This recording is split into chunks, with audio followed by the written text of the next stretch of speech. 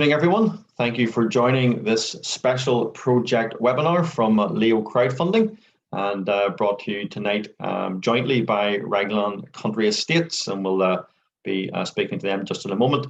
So thank everyone for joining. The idea tonight is this should last round about 35-40 minutes. And it's what we call a project webinar. What we're doing is literally going through details of a potential investment opportunity. So again, thank you for joining. If you do have a pen and paper, I encourage you to grab that. Feel free to take a snap of any of the screens. We can send you the presentation if you so wish. This will also be recorded, so you can ask for a copy of the recording. We don't put it out publicly on our YouTube channel, but we can send you a link because this is a private raise in the sense that it's for people connected to Leo Crowdfunding. And for those on the webinar, if you have any questions, please do not use the chat box. If you put any questions you have into the Q&A box, that would be the best way. Then we can deal with the question that way and get your questions answered. So if we get through the presentation, hopefully we'll have some time at the end where we can actually deal with some Q&A as well. So feel free to ask any question that you feel is relevant. If for some reason we can't deal with it in the time allowed, then we can certainly contact you separately afterwards and do our best to answer any question that you have. So tonight, absolutely delighted to be joined co-host wise. I'll let them introduce themselves first and then I'll go next. So Deri, welcome tonight. And you want to just explain a bit about your background and who you are? Great to be here again, David. Yeah, well, you're going to hear about the project specifically tonight. My background has been in property and strategy for the best part of 25 years. So I typically guide to sit on boards. I have a few plays where I step in myself as CEO, which is rare, but I've guided over 300 boards now myself, created strategy on a page as a methodology, and I still have equity stakes in a number of companies in the business spectrum. So I'm all about business, but I love property as part of a big strategy along the way, and I've guided quite a number of property companies along the way. So you'll see this deal actually brings together everything around property, planning, gain, etc., but also business, because this is a mix of the both. Brilliant, fantastic. So for those that don't know me, David Johnstone, I'm the CEO of Leo Crowdfunding. We are a property crowdfunding platform. Now we are regulated, so we have an FCA principal called Sharon, and you'll find my name as an approved person on the FCA register. I'll mention that a bit just in a second, but my own personal background, advertising and marketing initially. I was involved in playing semi-professional football in Northern Ireland for 10 years, Army Reserve officer for nearly 27 years, so I spent some time out in Iraq. The last 20 years has been very much full-time in property, and that journey has culminated in setting up a property crowdfunding platform. Now, this is our homepage. If you haven't already, I encourage you to go have a look. There's various videos there, a bit about what we do. And you can also then register on the platform and get information. Now, property crowdfunding is really simply bringing together fundraisers, those who are looking for funds for their project deal, and bringing them together with investors. So we literally effectively bring them together on a compliant platform and sort of facilitate a transaction happening. So it means that the flow of funds, the information supplied, is compliant in terms of financial promotions, and of course the flow of funds is all done through a third-party payment provider. So it just gives comfort at a different level. That's one of the reasons why I did this. I wanted to have that sort of compliant umbrella as I did business in the marketplace. Now you'll see along the bottom there, just to highlight, Leo Crowdfunding, and there's our FRM number. We're an appointed representative of Sharon Limited, which is authorised and regulated by the Financial Conduct Authority. So the webinar tonight is, if you like, under that regulatory umbrella. There are certain things we can and can't say. So it's important that you know that, so that everything you'll see tonight has been approved as a financial promotion, and that is important. So what we're here to talk about tonight on this project webinar is a project that I'm actually very, very excited by. It's one of these projects where when you see it, it just, you're glad you're involved in it. And this is really, really exciting of where this project's going. And effectively what happened is Deri and his company, RAGLAN Country Estate, they have this project in Wales. It's a mixed tourism and leisure project. And what they did was they launched it privately, or we would call behind the curtain, on our platform. What that meant was that the general public couldn't see it. Even our own registered investors couldn't see it. This was purely exclusive to, it was actually a private investment club, a group of dentists, and they were allowed just a limited time, if you like, to have exclusivity. That exclusivity has now finished. You can see there that the project has raised 352,000 already. The minimum raise was 100,000, so the project is successful, and we've actually already downloaded or drawn down some funds for Deri and the team, and they're getting on with the business. So this is a successful project. We don't need anyone's funds on the project tonight to sort of ensure this is successful. It already is successful, but there is still some availability for those who may want to be along the journey tonight. So without any further ado, let me hand over to Deri, initially just to explain what is the project and why you're so excited about it. Yeah, thanks, David.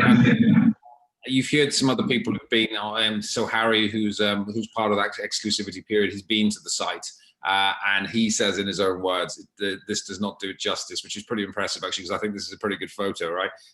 So everything you see there is what we have, and it's 127 acres, and the size is, it'll take you a good hour to walk that. That's the size of the place. And it's the majesty of it is just incredible. You'll see the Black Mountains in front of you there, this is what it doesn't do justice. It's on a panorama on a hill. So you've got unlimited views to the full Brecon Beacons, which is what part of the magic of the whole site. So we've got this site. We've taken the opportunity, which was an 18-hole championship golf course, which went bust, essentially. And that's where the opportunity lay. We've taken it, we've pivoted it into a 9-hole. We've kept 9-hole golf because, to be frank, we couldn't develop 127 acres if we tried in the next 5 years. So we've kept that, maintained that for the locals, because there's actually a very strong local base to that already. We are taking 50 acres and converting it into high-end leisure tourism, which is the kind of staycation market, which you can start to see post-COVID. We're playing.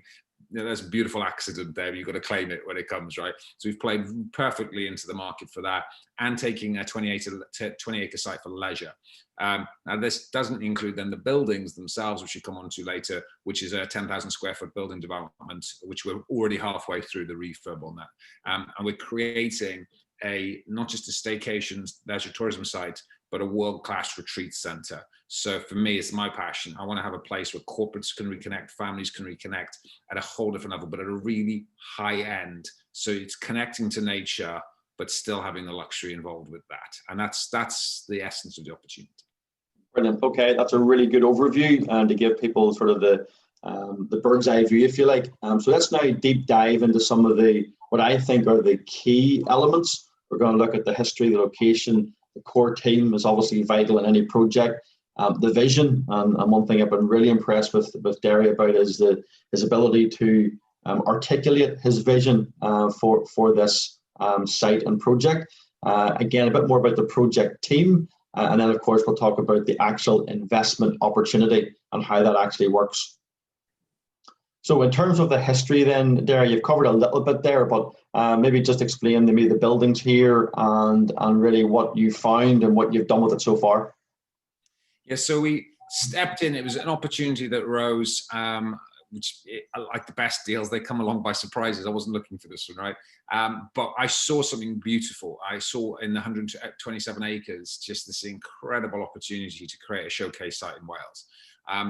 Since then, we've been working with the Welsh government and the local tourism, the councils. So we are really bringing a whole new world-class showcase to Wales. That's my intent. As a Welshman, it's great to be back over the border doing this properly, right?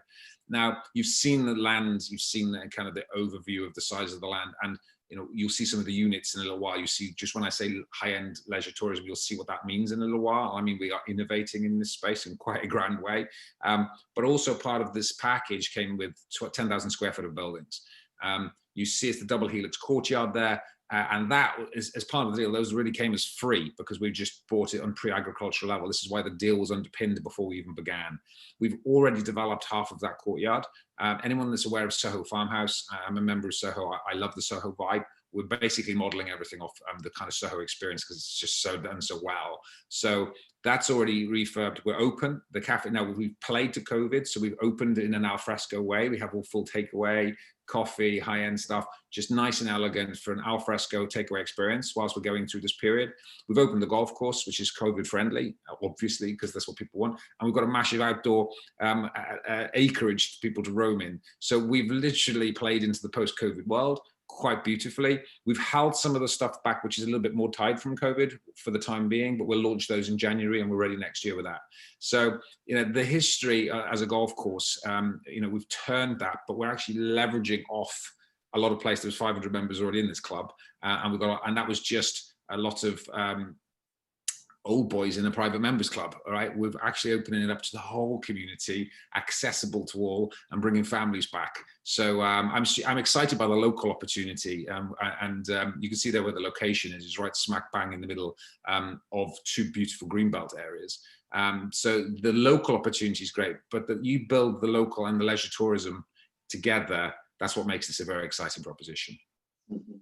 And I know from some other conversations we have had, this kind of area of Wales, over towards the sort of the border, Bristol, this is kind of the area that property prices are kind of hottest in Wales. So you're kind of in the right area, as well as in terms of location for tourism, the Black Mountains, Abergavenny, all of that. Location wise, it really is ticks all the boxes.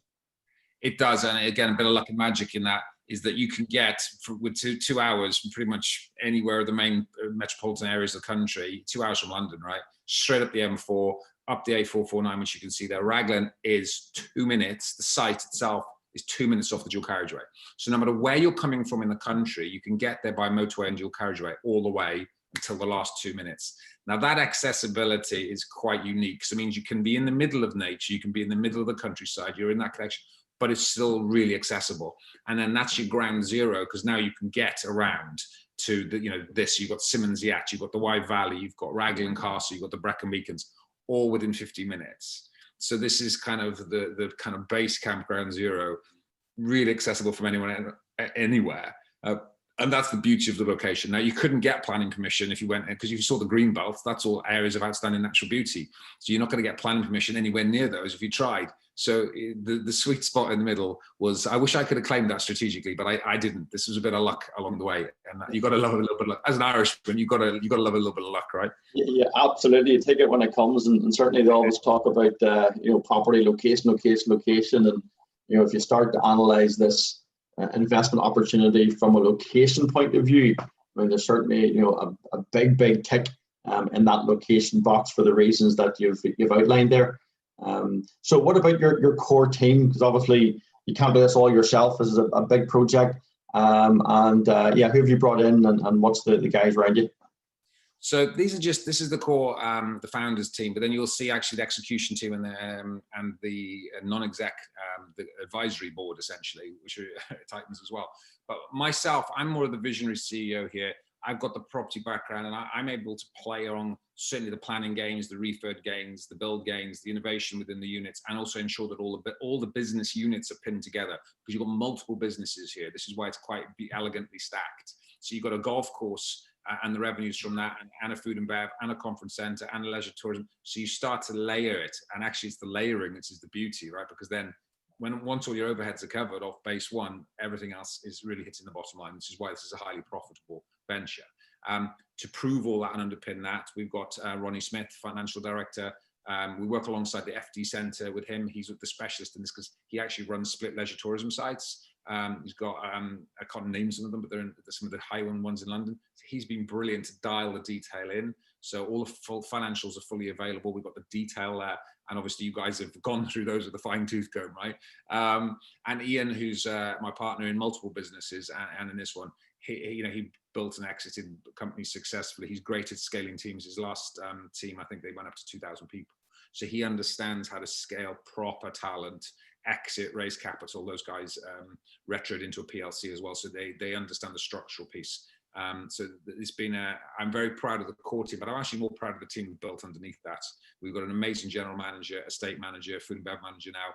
The team's building. So we've already hired, and this is the beautiful thing in this current world when everyone's kind of laying people off, we've hired like 9 people in the last 8 weeks. Excellent, fantastic. So you've already touched a wee bit on the vision, because obviously I think every time we speak to you about this project, whether we're talking finances, whether we're talking, the offer document, it's the vision that keeps sort of coming out every time we talk to you, that excitement and the passion you have. So I think it's good to take a minute and run through and try and share that vision with the attendees of where you see this project going. So I think if we just get back to the essence of what this is all about, it's about connection. And for me, I think that has never been more important in this current world, is connection. Connecting back to ourselves, connecting back to our families, connecting to our teams. So we're in this virtual world where we're working from home, right? And actually we need to connect back. We've got to bring the teams back. So to me, this was always a core of the vision, was to create a place, a sanctuary, where at its core is high tech. So we've got the high tech conference center at its core, where we can run retreats to still a niche set of people, like 25, 30 CEOs. This is not for volume, but be able to live stream to thousands simultaneously. So this is about a high-end retreat center, high-end connection center for families, for corporates. So you can start to see the on-season, off-season play here, which is what we're building. We're building a high-end tourism site. So when the summer holidays, you can come with your family. But when they're not summer holidays, it's bringing the corporates and the leadership teams and everything else. And we're building that hybrid model for me, which is just the perfect blend, right? And it's bringing people back to nature. So we are rewilding. This is why we've got such support of the Welsh government. So you'll see some of the eco units in a little while. We've brought eco units. So everything we're doing is about driving the agenda, the eco agenda, bringing carbon neutral down, even to go to carbon negative with some of the stuff we're doing. And really, we're building out walled gardens next. We want to be able to grow our own food, source everything locally. So I want this to be a showcase site for everything that's good in business. Brilliant, brilliant. Okay, so just talk through there the main phases or the main parts of the project. The commercial buildings we saw earlier, sort of your 2 courtyards. So I'll let you sort of talk through the key elements, and I'll move the arrow as you're talking through them. Yeah, so the 9-hole, there's a big rise in the 9-hole pay-to-play opportunity, because people want accessibility. So that's done, and that's open, by the way, and it's good to go. You've seen the buildings. The buildings are going to be a mix. There's conference center in the center of that. There's a studio, recording studio, boardroom already in play. They'll be up and running in the next 6 weeks. There's actually Medi-Spa going in. That was part of the opportunity why we did a private raise, because Harry Singer, who's doing the Medi-Spa, wanted to have first crack at the raise, right? Which is why we did the private raise with Harry and his guys. So we're building out like a high performance suite next year with the cap raise for next year. So we're going to have quite an iconic double helix courtyard with a lot going on there. Now, but meanwhile, the main play in the leisure piece there is we're already got the designs in for putting in obstacle courses. We've got a private beach going in. We're putting in lots of play, back to nature play, and getting for adults as well as kids, right? As a dad, I want to be in there with my kids doing stuff. And I want the place to be able to get amongst that. If you've got teenage boys or teenage girls, we're providing the opportunity. We're working with some of the best in the world of providing a high-end experience to get the whole family back together again. So that's stupidly exciting for me as a parent, right? As well as my team. It's funny, when we're building this stuff, my team's just geeking out. They're like, everyone's like, I want first go at that, right? So all the team want themselves, my own team want to be re-engaged in this. They want to be first in, right? But the major play, actually, all of that is, although that builds up quite nicely to a good business in its own right, It's the leisure tourism, it's the tourism piece and the luxury lodges where the real money maker is. That was somewhat accidental as well, because we've evolved that with the Welsh government up to really high-end units. It started as glamping, and now it's at a much more elegant end. And that's because there's a space in the market.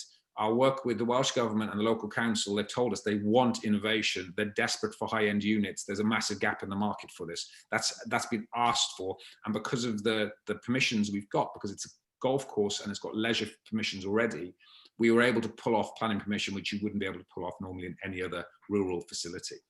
Okay. So you've talked about the 9-hole golf course. I don't think we need to maybe delve too much into that anymore, or for now. The 500 member sort of existing course, I think, is significant because there's a potential revenue straight away for the 9-hole pay and play. And you've mentioned the cafe.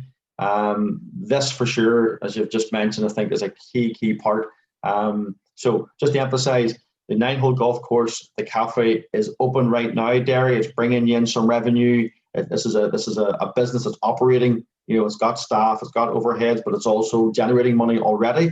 And then the next couple of slides are about the next phase, which is what you're raising some investment for. Is that correct?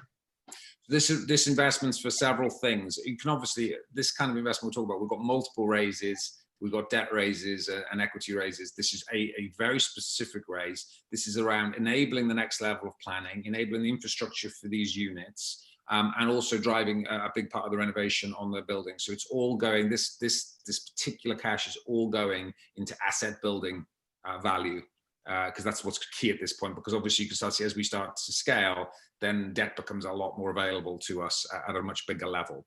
And you see that these aren't the units themselves. We've got the IP in the background. Anyone who wishes to invest and invest, we're putting on a showcase, so that people are already coming out to site. We've already got the first, I can't remember, 17 or whatever there. As soon as lockdown releases, then we're going to be out to the site so you get full tour and you can see it. And then also we're going to showcase the unit design, which is incredibly innovative. It's modeled off, you see what's the vibe we're going into here, but it's our own IP. We've literally created our own innovation. It's all steel and glass, and it is quite magnificent, if I say so myself, but the architects have done an incredible job. Yeah, and I think obviously from a property perspective, I think this is where there is tangible increase in value to the asset. If you put 15 of these, you know, obviously they're not cheap. First of all, they're not cheap to construct and get them onto site, but when they're there, A, it obviously adds value to the asset, but B, it gives you another very, very lucrative income stream by hiring these out. So again, it's just a tremendous addition to the asset. 100%. And you start to see in the early days, what we're doing is we're controlling the value add. And most people look, we're on a crowd platform which understands property. We've got multiple property gains. We've got buildings that were basically thrown in for free, which we can refurb and bring real value into very quickly. We've got planning gains, obvious planning gains with the units which you're talking about. We've also got planning gains on the back end of the buildings. We've got planning gains going into a driving range. You can see it for the leisure expansion. We've got planning gains coming in on 4 domes for indoor play. We've got multiple more. We've got another second food and bev outlet. So planning gains are really key to this as well. And then you've got the builds themselves, right? And you build a house, you make money on, you got the land, you got the planning, and now you build. So you've got all of this layering up. Meanwhile, we're running a business. And the beauty of this, for me, as a business guy I love business and I love property in equal measure, this just brings everything I love all together in a nice, beautifully elegant layer, where you just stack the value one on top of the other. Yeah, and because you're going for this high-end, experience, you do have ordinary, spa facilities as you'd normally have in these resorts, but we've also got this facial aesthetic spa with Dr. Harry Singh, who you mentioned earlier, and it's he and his investor group of dentists have been the sort of exclusive, had this exclusively, and he's also going to be there as part of the business providing this service. So again, additional high-end service from this asset. Yeah, and also for any, I know there may be a few on here tonight, and if not, they'll be watching the recording afterwards, because a few dentists missed out last week. Harry's been having texts all week going, I've heard that you've got this deal going on. So although the emails were sent out and they got exclusivity, and I know a number of you didn't see it, so, you know, sorry about that. Harry really did send the emails out. If it went to spam or whatever, we can't do anything about that. So for those people on the call that do know Harry or whatever, don't worry, the exclusivity's up. There's still a little bit of time in, so it's no panic yet. But I think Harry's sorting out his email delivery for next time. Yeah, absolutely. Okay, so just sort of briefly mention then your sort of the team behind the advisory board and things like that, and then we'll get into the financials. Yeah, absolutely. I practice what I preach, right, in business. It's just when you're going to do something of this scale, I need someone behind me that's done this scale before, so I can learn all the lessons. And especially what we're doing is there's some uniqueness to it, but there's also some similarity. So I'm very proud to have on the advisory board, well, Sean Gillies for a start. Now he's director of Savills UK in the commercial element. So this guy knows property like nobody. I love Sean. He's a dear friend as well now. He's got an equity stake in the company, full transparency on that. And he's been very, very actively involved. So again, how do we value this asset? It's a complex asset to value, right? How do you value an asset with so many multiple plays? So Sean's been integral in this right from the beginning. And is a fully locked in advisory board member and with equity. On the other hand, you've got Clive Mitchell here, who happens to be Ian's brother, a lucky family there. Clive he's currently CEO of Rails Bank, and doing incredibly well in the city. Just look him up. But he was ex-CIO of Born Leisure, and Born Leisure scaled a very similar model, and they scaled it up to $1 billion very fast. Now, that's why we're here talking. He's been great from day one, because immediately he got us on, look at infrastructure, guys, look at do this, do that, because these are the mistakes people make. So we've had incredible insight early on this. We've got the best planning consultancy in Wales from Asbury. They have been incredible with us, with the Welsh government, in the local government as well. So we've got a real solid team around us from an advisory level, which I'm very proud of. Yeah, no, absolutely top drawer. And I think that's when we as a platform are looking at projects that get brought to us. And as you can imagine, we get lots of projects, some very, very good, and some that just aren't there yet in terms of the whole package. But it was really refreshing when you sent across your initial information, and we started to go, okay, well, who's behind this? And we look at your core team and going, okay, they're obviously very reputable and solid, professionals. And then we look at your advisory board, and it's like, yeah, okay. And then you move on to your planning consultants. And I mean, it's just a really top end team you've put together. And that I just think that really helps investors when they're analyzing whether this is for them or not. I think when they see the caliber of people you've brought, Deri, it's certainly a big tick in the box. Thanks, David. And look, I preach this. I've been preaching this for 15 years in business. The number one strategy is talent. So ultimately, people, you're not investing in me. You're investing in the concept, the structure, and the talent that's going to execute upon this, of which I'm one piece. This is the key, is for me in any business, I've got to make sure we've got the best talent around us to execute it. And because this is such a big vision, we needed big talent, right? So yeah, no, absolutely. Brilliant. Okay, so that's we're the time's good. So let's delve into the financials a bit, and then we should have a little bit of time for Q&A. So again, if I can just remind those attendees, if you have any questions for Deri on the project, on the financials, then please, you can put your question into the Q&A box. Don't put it into the chat. Put it in the Q&A, and we'll try and deal with it if we can as we go along or afterwards. So please do that and avail of that. Now that we have Deri live here, he's obviously an exceptionally busy man. And I'm sure you'll not mind me saying, but he did a webinar for us this morning on our weekly broadcast about the property market in Wales. He literally went from there and literally walked into the next room and has spent literally the rest of the day coaching, interacting with a group of sort of 15, 16 CEOs of multi-million-pound companies. And then he's just got back to his hotel. He's back onto this webinar tonight. So avail of the opportunity to ask him questions. This is what the webinar is for. So please feel free. So on the financials then, I'll just read through this first bit, Deri, because it's important we get this kind of nice and clear at the start, and then we can sort of look at different aspects of this. So crowd investors receive a projected 25% return on investment, ROI, and that's by way of a priority share. Now, a priority share means that the crowd investors will receive their profit share before the fundraiser receives theirs. 25% on the 500,000 investment is 125,000. And if you take that figure, it's 35.99% of the projected profits of the business in year one. So Deri and his team have forecasted estimated profits at 347,000, you can see. So the 125,000 as a percentage of projected profits is 35.99%, and that equates to a 25% ROI. So just kind of make that really clear. This is not a loan. This is not debt. Investors are purchasing a share of Deri's company. I think what was really impressive for me was that in a lot of cases in crowdfunding, the crowd investors don't get a vote. They get a different class of share.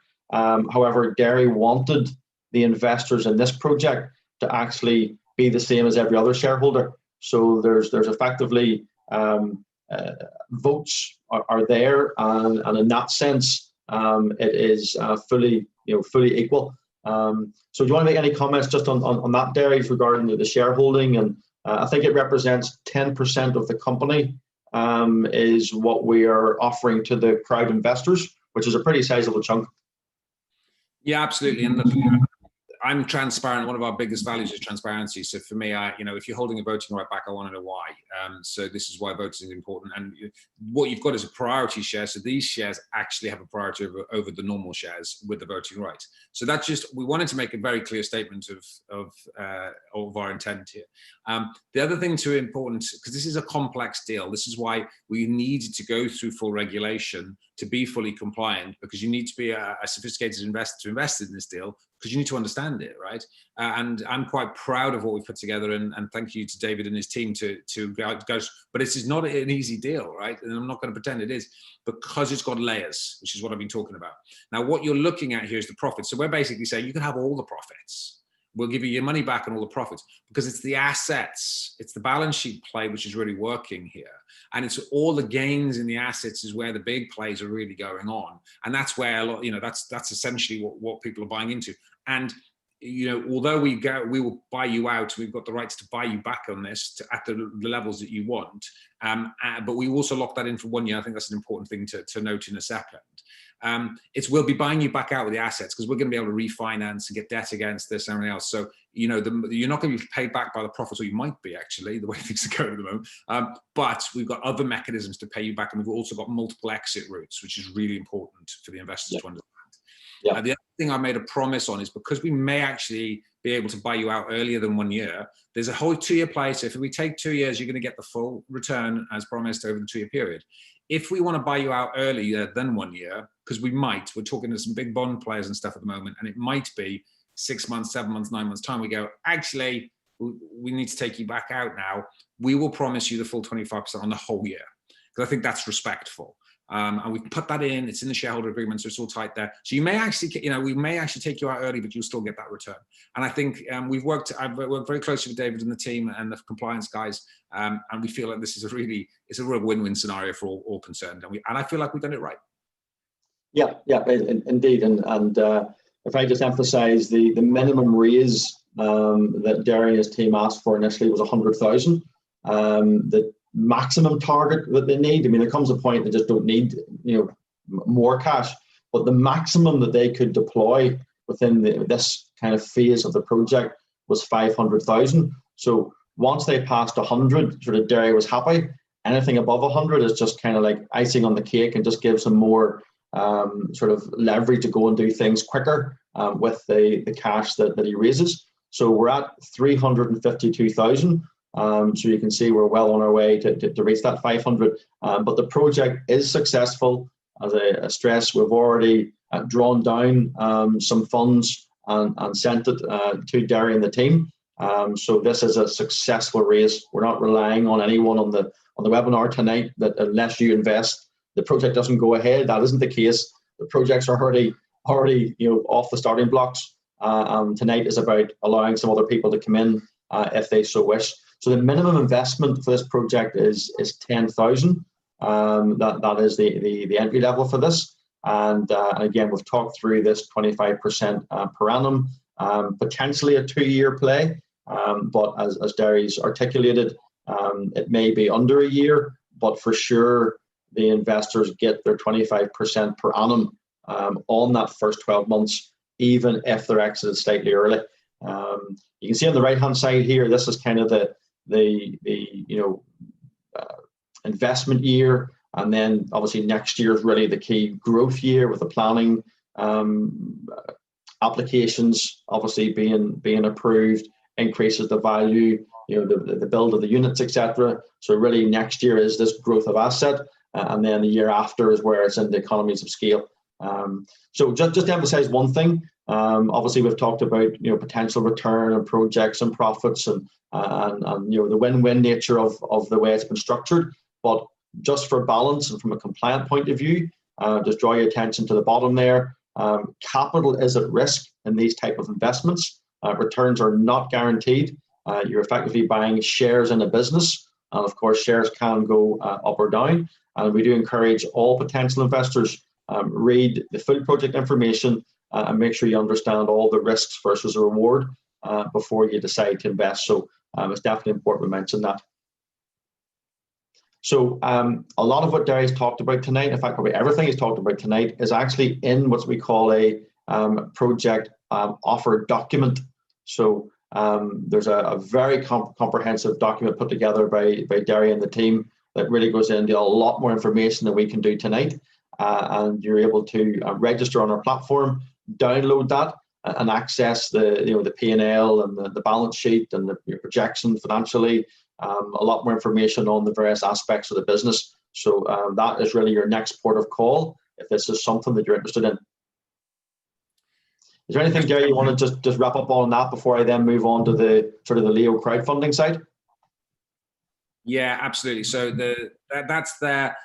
You'll talk about questions in a minute. I know what happened the last time. A number of people were trying to reach out to us. Some of Harry's crew were reaching out to Harry and both myself through LinkedIn asking us questions. I'm like, I don't want to be rude, but I'm not allowed to answer your questions, right? And I know we're going to cover that in a minute, David. I will absolutely answer all your questions, but we must do it in a compliant fashion to make sure everyone's got availability to it. So I know a number of you now, once it's all done and we're closed off, feel free to link in with me and I'll happily talk to you, right? In a normal, I'm not a complete arse, but I cannot, under regulations, connect with you individually and answer individual questions, which David will cover in a minute.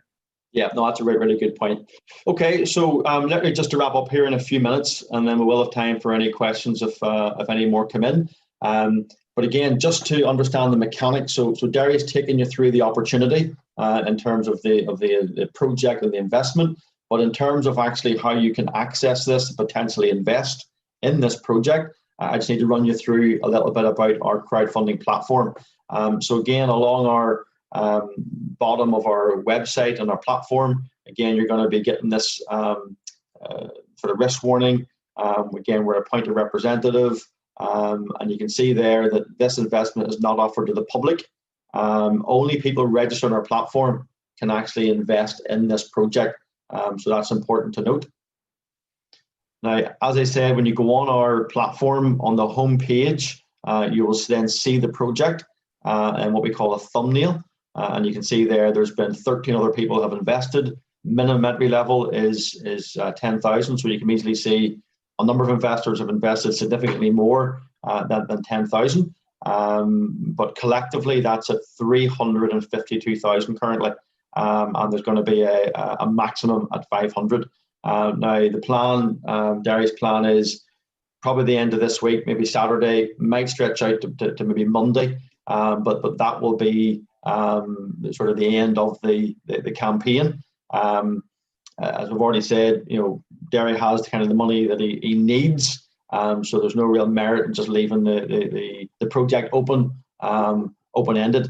So this will probably end, if not Saturday, probably Monday. So for those who are interested, you need to have a look at it, make your decision, and if you're investing, make your investment.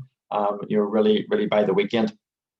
So let me run through very quickly the steps to then actually make, first of all, access the information and then make a decision to invest. So first step is just leave some basic details, name and an email address. You'll be asked to confirm your email.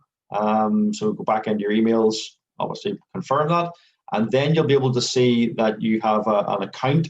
And when you click on that, you'll see these portfolio profile messages, log off. So when you see that, you'll know that you're actually logged in properly on the site. So what's the next steps from there? First thing is you have to be what we call investor ready. This is all part of regulation and compliance. We need to know what type of investors are on the platform. So you'll have to designate if you're a restricted investor or a retail investor, a high net worth investor, or a sophisticated investor. So you'll be able to indicate where you fit in those three categories. And then you go through what's called an investor readiness test. And this is just a series of multiple choice questions. And that will just confirm that you understand, again, the nature of this investment. So you're sort of confirming by this appropriateness test that you understand the nature of investment, you understand the capital as risk, you understand that you're buying shares in a business, that you can't necessarily just wake up tomorrow morning and ask Deri for your money back because you bought a share in a business. So once that's confirmed, you then do your KYC, give us some ID. You might be asked for a proof of address as part of anti-money laundering. But they're effectively the tick boxes that makes a person investor ready, which means they then can invest if they so wish. Now, once you're registered, then when you click on the project thumbnail, you'll now be able to actually download the offer document. And you'll see this document to the side here of the pitch pages. You then can download that and look at all the information. If you then decide, yep, I want to invest, I want to be part of this journey, then you simply click on wanting to invest. You then insert your 10,000 or multiples of 10,000 that you so wish.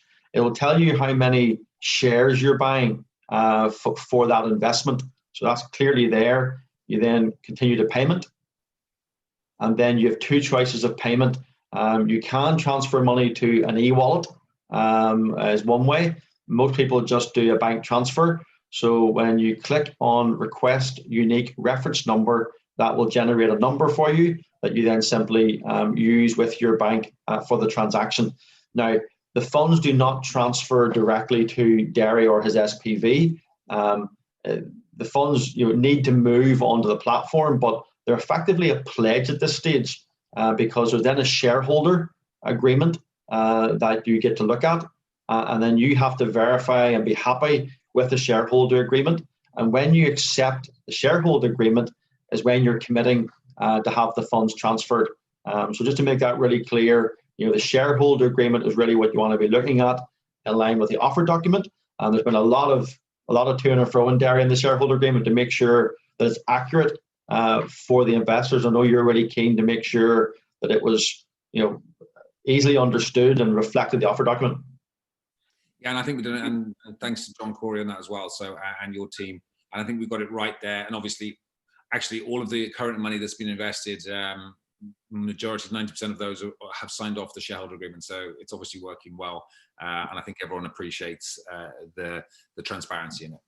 Yeah, absolutely. So again, I think it's really important to note that the money flows through a third-party payment provider. It doesn't come, we don't have control of it as a platform. Deri certainly doesn't have control of it until such times as the third-party payment provider is satisfied that all the checks have been done, that you've signed off the shareholder agreement, and only then do funds actually transfer to Deri and his team. So that's important to note. Now we have a full, obviously, customer service team. So if anyone gets stuck at something, or a document's rejected or something like that, then just get in touch with us via support email, and we can get one of the members of the team to jump on and sort out with you. So let me just conclude with this. We're obviously hosting this project. We as a platform are not part of the project.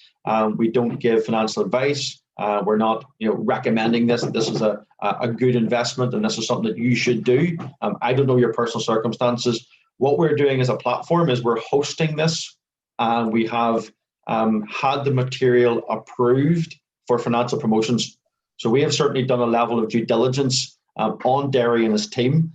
On the special purpose vehicle, the business structure, we've looked at the shares invested by previous investment rounds. We've looked at all of that, and the accounts, and literally we've verified that the accounts add up. We've verified the content. It's not for us to decide the validity or otherwise of them in terms of whether you think it's a good investment or not, but we've certainly done a level of due diligence, and of course we've onboarded the legal entity, looked at the shareholders, their ID, looked at the share agreements and all of that. So we have, if you like, verified the information in the offer document. Has been verified to the best of our ability, but you need to read it for yourself and make a decision for yourself. So really that brings us to the end of the webinar tonight. Thanks very much for those who have joined us. If anyone does have a question, feel free to ask it now before we wrap up. I think you've done such a great job, Deri, in going through the information there that so far there hasn't been too many questions. So if anyone does, I'll just give last sort of 10-15 seconds for any questions that are wanted to be asked. I'll just point out in the meantime, again, when you go onto our homepage, this is what you'll see when you click on the thumbnail, and you can see the information from there. You can scroll down and see the overview, the financials, the team. There's also a forum. I encourage you to have a look at the forum and read some of the questions that have been asked by other investors, and then you can see some of the answers that Deri and his team or us as a platform have given to those questions. So the forum's a really good place, just as part of your DD on the project. So I think that is effectively us, Deri, for tonight. Thank you very, very much for your time. Have you any just last minute comments or anything you want to just say before we wrap up? No, for those who obviously people who will lean into this, you'll know if it's the right investment for you. What we've promised the other guys, and it's the same for all investors coming into this round, as soon as the lockdown's out, and those who've invested, we're going to be hosting a tour on the site so you guys can come and see it, experience it, and be part of it. We're not just looking for investors here as part of it, we're also looking for advocates, right? So people who can just lean into this project and go, yeah, I really want to be part of that. And that's what we've had. This is why we've had such a great buzz so far. I look forward to any of those and there's people who are on now and those who are watching the recording back as well. I look forward to meeting you myself personally in Raglan and giving you the proper tour. But you're gonna have to bring your walking boots because it's quite a big site. Yeah, very much. And yeah, so if anyone wants the recording, you can get in touch with us. So we'll put the different emails there. Me personally, David, LEOcrowdfunding.com, or our support team. So take a screenshot of that, take a mobile snip if you want, so you have those details, and just reach out to us and we'll happily answer any question you have. So I think that's us for tonight, Deri. Again, thank everyone's taking the time to come on. I know England's just gone back into lockdown. Wales is just about coming out of lockdown. Northern Ireland is in the middle of lockdown. So I know people are busy with families and all the rest of it. So we certainly appreciate Deri taking the time, but also the attendees have taken the time, and hopefully you've enjoyed that. And you can make a decision, and hopefully it's an investment that suits you. And that is something that you can decide. And we look forward to having you on board the journey if you decide to be part of it. So with that, I'll let you say goodbye, Deri, for your last cheerio. Take care. See you soon. All right. Bye, everyone. Talk to you all soon. Have a safe night.